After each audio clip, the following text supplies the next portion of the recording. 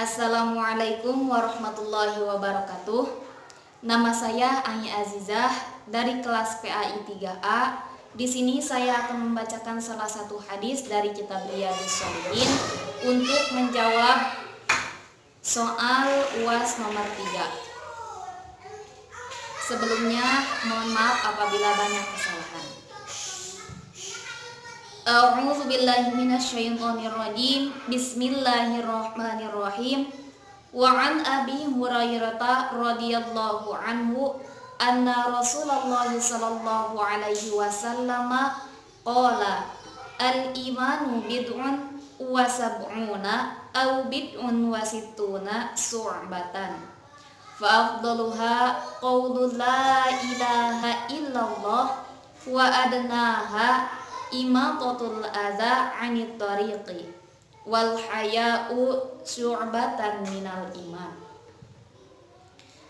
Wa an Abi Hurairah katam piti Abu Hurairah radhiya mugi ngaridoan saha Allahu Gusti Allah anhu ka Abu Hurairah. Anna Rasulullah sa'nyana ari utusan Allah sholla mugi mafarinan rahmat saha Allah Gusti Allah alaihi ka Rasul wasallama sareng kasalamatan. Qala ngadawuh Rasulullah sallallahu alaihi wasallam al imanu ari iman bid'un wa sab'una eta aya 70 au bid'un wa sittuna atawa 60 nawanana syu'batan bagianana.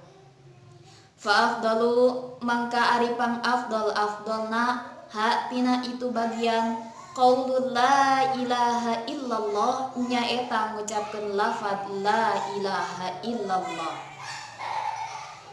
Wa adna sareng ari pang rendah-rendahna ha tina itu bagian imatatul adza eta nyingkirkeun kotoran anit tariqi ti jalan wal haya'u sareng ari sifat isin syu'batan eta bagian minal iman tina iman.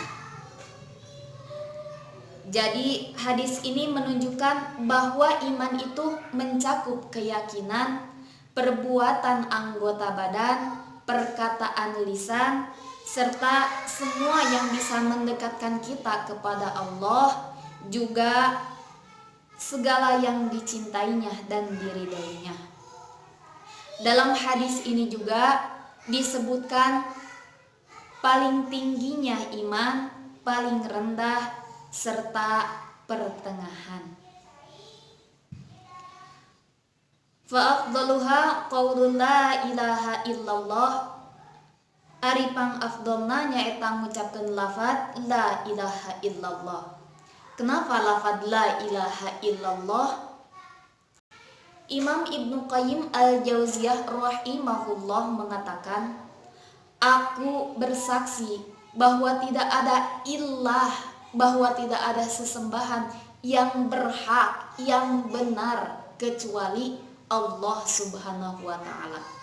Nah, itu lafaz la ilaha illallah.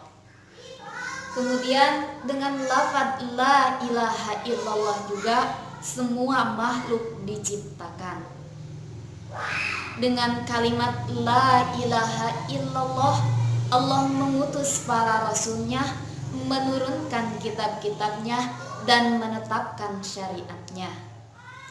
Dengan lafaz la ilaha illallah juga makhluk terbagi menjadi dua, yaitu makhluk yang mukmin dan yang kafir, yang jahat dan yang baik.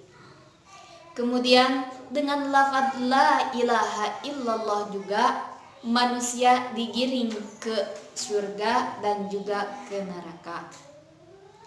Jadi lafaz la ilaha illallah ini adalah kalimat Islam yang suci dan kunci kesejahteraan. Kemudian wa adnaha imatatul adza 'anit tariqi. sareng ari anu pangrendah-rendah nyaeta nyingkirkeun kotoran ti jalan. Ya, jadi Rasulullah Shallallahu Alaihi Wasallam menekankan keharusan menyingkirkan gangguan dari jalannya kaum muslimin. Karena kenapa? Dengan kita menyingkirkan kotoran, menyingkirkan segala hal yang mengganggu dari jalan kaum muslimin, nah dari itu kita akan mendapatkan banyak manfaat. Di antaranya dapat memasukkan ke surga. Nah, dalam riwayat ada seorang laki-laki yang melewati jalan dan di sana ada batang pohon yang mengganggu jalan itu dan kemudian ia menyingkirkannya agar tidak mengganggu kaum muslimin. Maka dengan itu ia dimasukkan ke dalam surga. Nah, bagaimana kita tidak tergiur dengan hal itu? Jadi apabila kita ingin masuk surga, salah satunya bisa kita dengan cara seperti menyingkirkan gangguan dari jalannya kaum muslimin. Nah, kemudian manfaat dari menyingkirkan gangguan dari jalan kaumnya muslimin itu bisa diampuninya dengan dosa. Nah, dalam riwayat ada suatu hari seseorang melewati sebuah jalan lalu mendapati dahan berduri. Nah, kemudian ia menyingkirkannya dari jalan tersebut. Nah, kemudian Allah berterima kasih dan mengampuninya. Nah, dengan itu juga Allah akan mengampuni dosa-dosa kita karena kita telah berbuat baik kepada kaum muslimin. Jadi seseorang yang muslim yang akan melewati jalan tersebut tidak akan terhalang